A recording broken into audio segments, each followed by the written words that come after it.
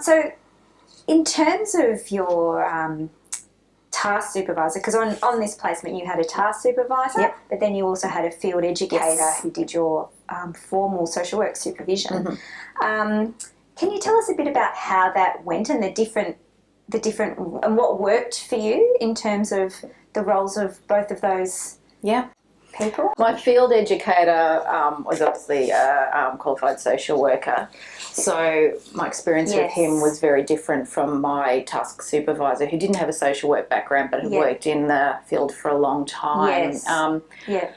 Both were able to discuss and explore theory and putting theory into practice with me, but I suppose with the supervision that I had with my field educator, that we could go into more depth with that. They were more connected to what was happening, what I was learning directly at the university, and it was part of their role in the organisation to explore other opportunities for workers to connect theory to practice. So they were on top of all those, the latest information with all of that, encouraged me as a student to. That's good, isn't it? Well, yeah, it was awesome, and that's one of the things you want to be able to do, is consolidate your learning that you do in the first half of the year at university and put it into practice and see how, I suppose, practicable it is in the workplace. So that was really good. But I found the supervision that I got with my task supervisor was really good. Even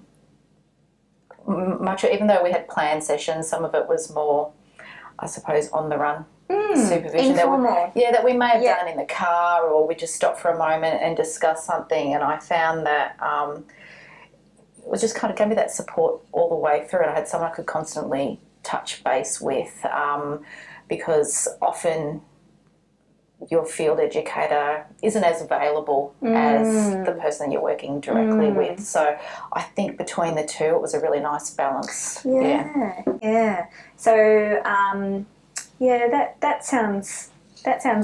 So that was important to you, the feeling of always having somewhere you could touch base with, and that worked well. Yeah, and exploring issues as they arose, and as a student, you're in a different position as to being a worker, and there's sometimes can be a bit of a minefield, and it's good to talk things through before you do it and get some advice from someone who's in the organisation and knows how things work and has experience of other students coming into the organisation. So that was really good as well. So.